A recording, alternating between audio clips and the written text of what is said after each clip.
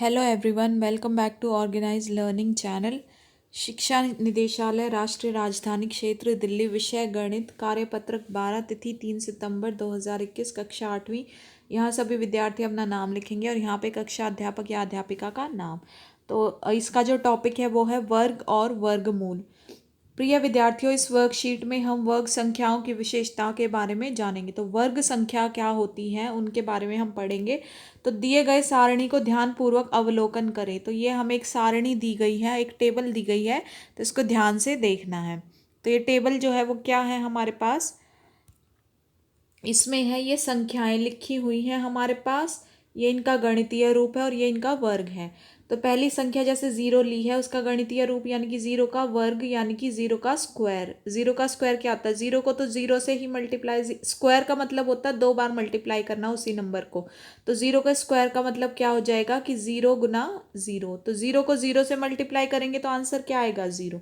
ऐसे ही वन है संख्या, इसका गणितीय रूप लिखा वन का स्क्वायर यानी कि वन इंटू वन। तो एक को एक से मल्टीप्लाई करेंगे तो एक आएगा। दो है, दो का स्क्वायर तो दो गुना दो, तो दो दूनी चार। तीन है तो तीन का स्क्वायर यानी कि तीन गुना तीन यानी कि 9। चार है का स्क्वायर है तो चार गुना चार 16। पाँच का स्क्वायर है 5 गुना 5 यानी कि 25। 6 गुना 6 36।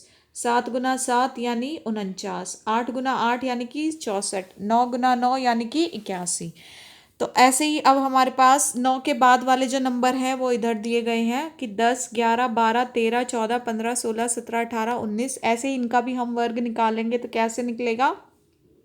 10 का हमने गणितीय रूप लिखा 10 स्क्वायर यानी कि 10 गुना 10, और 10 को 10 से मल्टीप्लाई किया तो आंसर आया 100।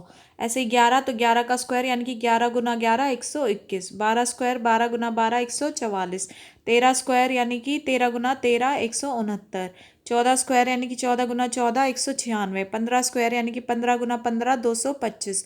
16 स्क्वायर यानी कि 16 गुना 16 256। 17 स्क्वायर यानी कि 17 गुना 17 289।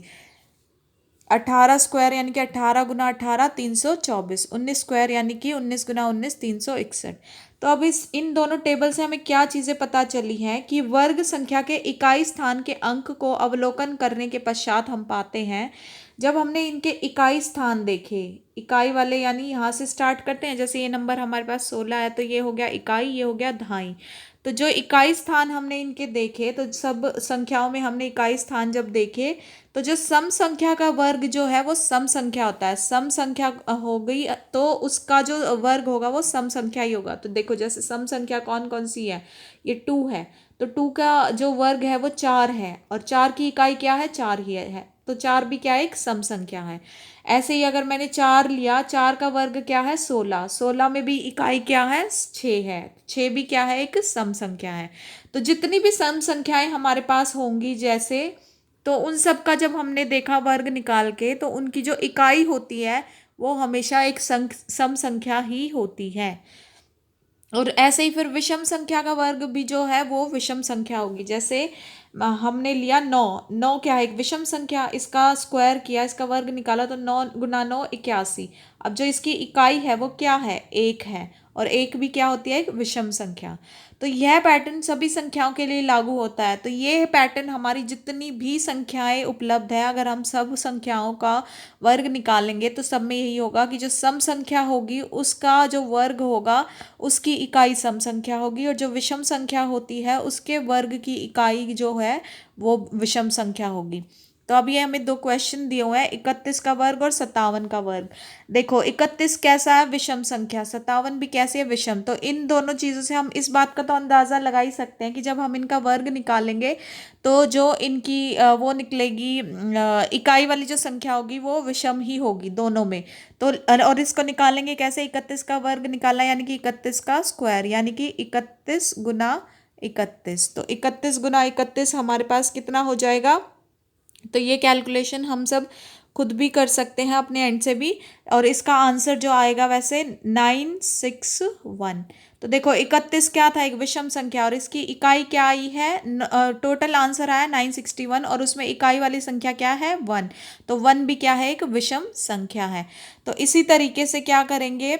57 का वर्ग निकालना है, तो 57 के वर्ग के लिए क्या करेंगे? 57 का स्क्वायर यानी कि 57 इंटू 57 7। तो देखो 57 भी क्या है, एक विषम संख्या है, तो जो भी इसका आंसर आएगा और जो उसकी इकाई होगी वो भी कैसी होगी, एक विषम संख्या। तो देखते हैं आंसर क्या आया 57 इंटू 57 का, 3249। तो जो आंसर आया इसकी इकाई क्या है, 9, और 9 क्या है, एक विषम संख्या है। तो यानी कि हमारा आंसर ठीक है।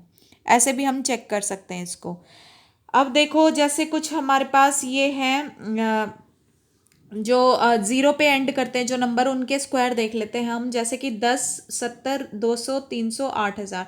तो 10 का वर्ग निकाला, 10 का स्क्वायर। तो 10 का स्क्वायर क्या हुआ, 1 का स्क्वायर क्या होता है, 1 ही होता है। ये रहा हमारे पास। अब देखो जीरो का स्क्वायर है, यानी कि जीरो एक बार है और उसको उसके ऊपर स्क्वायर लगा रखा है, यानी कि उसको दो बार रिपीट करना है। तो एक जीरो है और उसको दो बार रिपीट किया, तो एक और एक, दो बार हम जीरो लिखेंगे। तो ऐसे हमने 100 लिख दिया।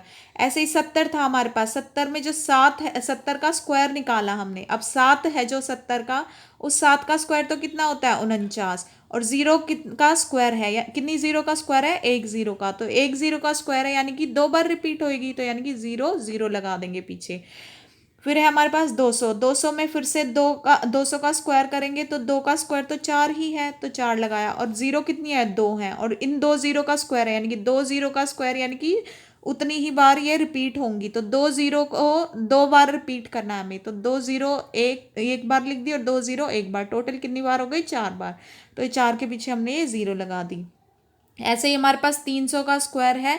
तो 300 में 3 है, 3 का स्क्वायर तो 9 हो गया, और दो जीरो है और उनका स्क्वायर है, यानी कि दो जीरो को दो बार रिपीट करना है। तो दो जीरो को हमने दो बार लिख दिया ये पीछे इसके। ऐसे ही 8000 का स्क्वायर है। तो 8000 के स्क्वायर में 8 का स्क्वायर तो कितना होता है, 64। अब जीरो कितनी है, ये 3 जीरो है, 1 2 3, और इनका स्क्वायर है, यानी कि 3 जीरो को हमें दो बार लिखना है। तो 3 जीरो एक बार लिख दिया और 3 जीरो एक बार। तो 64 के पीछे हमारे पास ये टोटल 6 जीरो आ गई। तो इसके लिए भी हमारे पास एक ट्रिक है कि किसी संख्या के अंत में जितने शून्य होते हैं, तो वर्ग करने पर उस संख्या के अंत में दो गुने शून्य आ जाते हैं। अगर मेरे पास ये संख्या है, मान लो 10 है, तो जितने भी शून्य है, इसके पीछे कितने शून्य हैं, एक शून्य है। तो मैं जब इसका वर्ग करूंगी तो उस संख्या के अंत में दो गुने शून्य आ जाएंगे। तो जब मैंने इसका वर्ग किया तो इस जीरो के कितने शून्य आएंगे, दो गुने। तो एक जीरो थी, इसका एक का दो गुना क्या होगा, दो। तो मेरे पास कितने जीरो आ गए, वर्ग करने पे दो शून्य आ गई।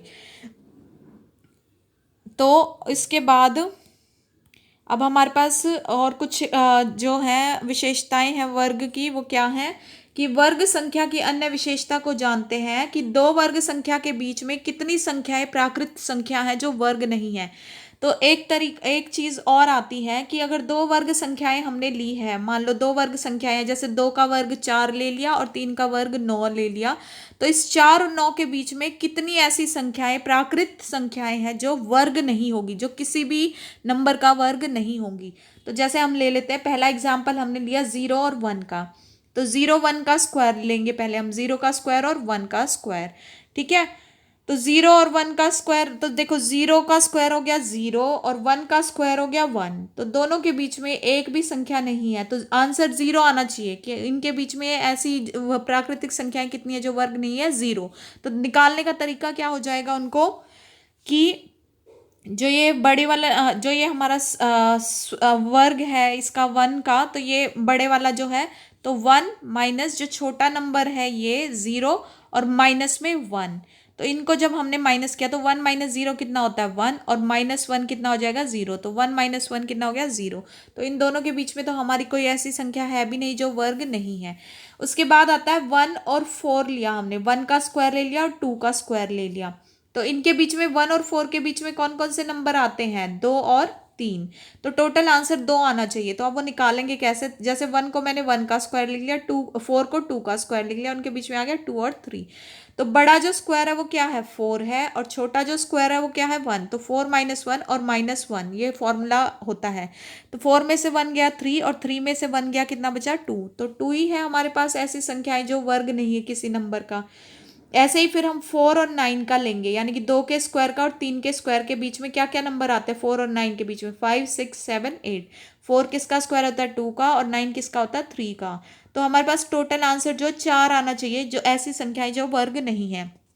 तो वो कैसे निकालेंगे, जो बड़ी संख्या का वर्ग है वो क्या है 9, और जो छोटी संख्या का वर्ग है वो है क्या है 4। तो 9 में से 4 गया 5 और 5 में से 1 गया, कितना बचा 4। तो आंसर आया 4। उसके बाद आते हैं, हमने लिया 9 और 16, यानी कि ये 9 3 का स्क्वायर है और 16 4 का स्क्वायर है। तो इन दोनों के बीच में कितनी संख्याएं हैं 10 11 12 13 14 15, तो टोटल 6 संख्याएं हैं। तो हमारा आंसर 6 आना चाहिए फॉर्मूले से। तो 9 किसका स्क्वायर होता है 3 का, और 16 किसका होता है 4 का। तो ये टोटल इनके बीच में 6 ऐसी संख्याएं जो वर्ग नहीं है। तो इसको भी निकालने का तरीका क्या हो जाएगा अगर हमें पता करना है तो बड़ी संख्या क्या है 16 जो वर्ग है, और छोटी वर्ग कौन सा है 9 है। तो 16 में से 9 गया, कितना बचा 7, 7 में से 1 गया तो कितना बचा 6। तो ये टोटल हमारे पास ऐसी संख्याएं निकाली हैं हमने जो वर्ग के बीच की दो ऐसी संख्याएं जो वर्ग नहीं होती हैं। अब हमारे पास कुछ क्वेश्चंस दिए गए हैं। वो क्वेश्चंस क्या क्या हैं कि आओ संख्याओं के साथ खेलें। ये पहला है क्वेश्चन, संख्या के इकाई स्थान के अंक को लिखिए। इकाई स्थान का अंक लिखना है। तो देखो इस चीज़ से तो अंदाज़ा लग सकता है कि ये तीन पहले तीन जो है ये विषम है, विषम नंबर है। तो यानी कि इनका जो इकाई स्थान की जो संख्या होगी वो भी विषम होगी, और चौथे में ये सम संख्या है तो इसकी जो इकाई स्थान की संख्या होगी वो सम होगी। तो हम इनके इकाई स्थान ही लिखना है हमें। तो देखो इकाई स्थान, इसका इकाई स्थान देख लेते हैं हम, क्या है 9। तो 9 का स्क्वायर अगर हम करेंगे तो वो क्या निकलेगा हमारे पास, 9 का स्क्वायर कितना निकलेगा, 9 गुना 9 81, और 81 का इकाई स्थान क्या है हमारे पास 1। तो इसलिए इसका जो इकाई स्थान होगा वो हमारे पास कितना हो जाएगा 1, फर्स्ट वाले का। ऐसे ही सेकंड में देखा हमने, सेकंड वाले की भी इकाई को हमने उठाया, इकाई पे क्या रखा हुआ हमारा 7, और 7 का स्क्वायर क्या होता है 7 गुना 7 यानी कि 49। अब 49 में इकाई स्थान क्या है 9, तो इसलिए इसका जो इकाई स्थान हो जाएगा वो 9 होगा। ऐसे ही हम 95 का स्क्वायर देखेंगे, इसका भी हम इकाई स्थान निकालेंगे।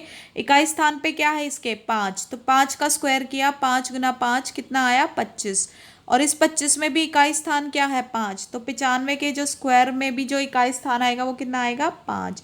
ऐसे ही हमने 86 का स्क्वायर देखा, 86 के स्क्वायर में भी क्या है जो इकाई स्थान है वो क्या है 6, और 6 का स्क्वायर क्या होता है 6 गुना 6 36। अब 36 का इकाई स्थान क्या है हमारे पास 6, तो इसका भी आंसर क्या हो गया 6। तो हमने देखा कि जितने भी विषम वाले नंबर थे उनका जो इकाई स्थान का अंक आया वो विषम आया, और जो ये हमारे पास सम वाला था तो सम का इकाई स्थान क्या आया, सम ही एक संख्या आई।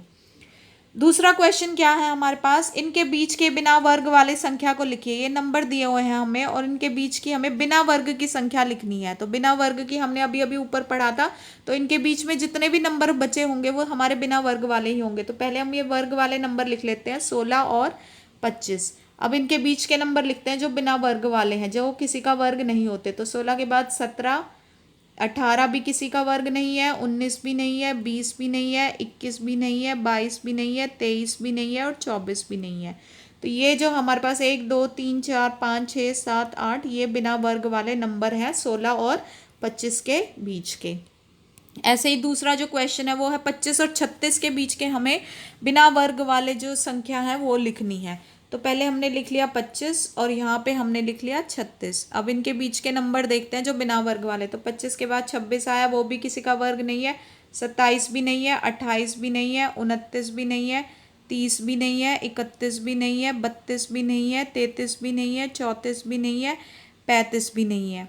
तो ये सारे नंबर 1 2 3 4 5 6 7 8 9 10, ये 10 नंबर जो हैं हमारे ऐसे हैं जो बिना वर्ग वाले हैं 25 और 36 के बीच में। तो ये क्वेश्चंस आपको करने हैं। और कोविड से रिलेटेड क्या हमारे पास मैसेज है कि कोविड-19 के विरुद्ध लड़ाई में सुरक्षित रहने के लिए मास्क पहनना बहुत ज़रूरी है। तो आशा है आपको आज की वीडियो अच्छी लगी होगी। अगर आपको वीडियो अच्छी लगी है तो प्लीज़ वीडियो को लाइक शेयर और कमेंट करें और चैनल को सब्सक्राइब करें।